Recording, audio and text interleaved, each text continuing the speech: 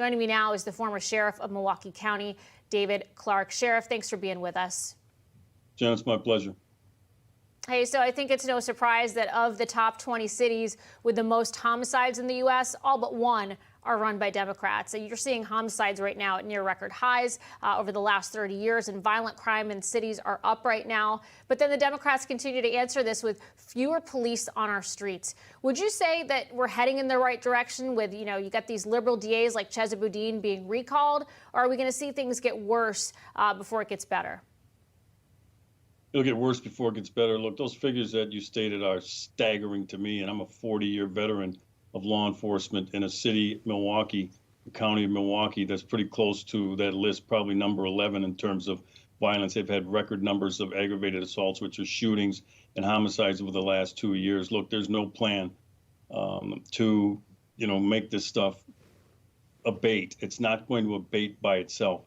The superintendent of the Chicago Police Department, I think his name is Brown, he should be fired. The problem is you got a mayor who's just as incompetent, probably keeping him around because he makes her look competent when they both deserve each other. So until they put forth a comprehensive plan to reduce violence, every time I hear Brown open his mouth, he's talking about we need to do more political or community policing. No, what you need to do is more crime fighting in order to prevent and reduce the number of the bloodshed, for heaven's sakes. That 31 and 6 that you mentioned, that's just a 72-hour period. That doesn't even include the shootings and the homicides that happen during the week. But as you indicated, the common denominator is all run by progressive Democrat mayors and their prosecutors.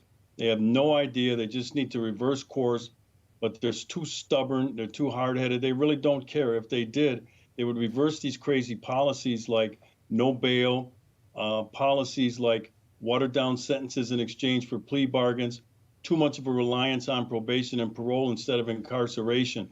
It's those simple things that they were doing up until the last 5, 6, 7, 8 years. And when they did do it, historic record lows in crime and violence.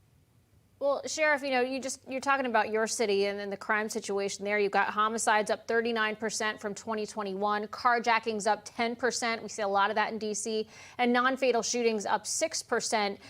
What's the sense that you're getting among local residents? I mean, as somebody that lives in a blue city, been to a lot of blue cities, I wonder why these people continue to vote for these liberal policies that essentially ensure that the crime will continue to run rampant on the streets. Do you get a sense that maybe people are shifting, that they're saying enough is enough, we're not going to vote for you? And we can only hope. Look, there's a quiet resignation going on right now with the people who live in these crime-ridden neighborhoods. They don't really know what to do. They can't count on the police. And I'm not ripping the frontline police officers. I'm ripping the management, the lack of police leadership to come up with a comprehensive plan to back their officers. So, hopefully that what happened in San Francisco with recalling and defeating that progressive idiot, hopefully that is a trend now, and in cities like Philadelphia, Chicago, Milwaukee, and others, St. Louis, hopefully the same thing will be happening there, but you got to kind of wait around for an election cycle unless you want to do a recall. And a recall has to be a very organized effort in order to get it done. And these residents, they're not skilled at that, and so they're kind of like, we don't know what to do, and you know what, the quality of life, it's hell in these cities. Yeah, it sure is. And I can tell you that firsthand. And I also want to ask you about this. Gun control, the big conversation right now after the recent mass shootings that we've seen in our country. A bipartisan group of 20 senators have come together in agreement on a gun control bill. Majority Leader Chuck Schumer, he said he wants to bring it to the floor as soon as possible. The legislation includes red flag laws. It includes an increased review process for buyers 18 to 21 and safety measures for primary and secondary schools. The agreement doesn't say anything about a so-called assault weapons ban or increased background checks or raising the minimum age of purchase. What do you think of that proposed bill?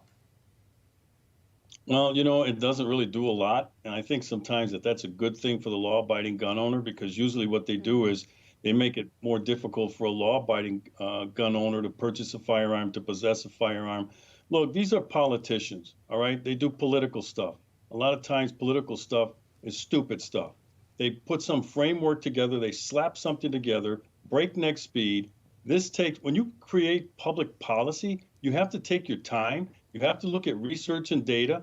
You have to identify what the real problem is, and then you have to have discussions as to what's the best course of action. None of that went on. They all got in and said, we got to do something. We got to do something fast because the people are mad at us. So let's just do anything. And usually what you do is you end up doing something that has a reverse effect, and you end up with the law of unintended consequences, and you make the problem worse. The one thing I do like is that you, in some areas now, you're going to be able to include a juvenile's record when they turn 18 or 21 and they try to possess a firearm. I think that's a move in the right direction, because in many of these cities that we're just talking about, it's people's 15, 16, 17-year-olds that are getting involved in gun offenses. So when they turn 18, 19, 20 and try to buy a firearm, they're not going to be able to do it. Right. That part I like about it. Well, there you go. Sheriff David Clarke, always great to see you. Thanks for your time. It's always my pleasure.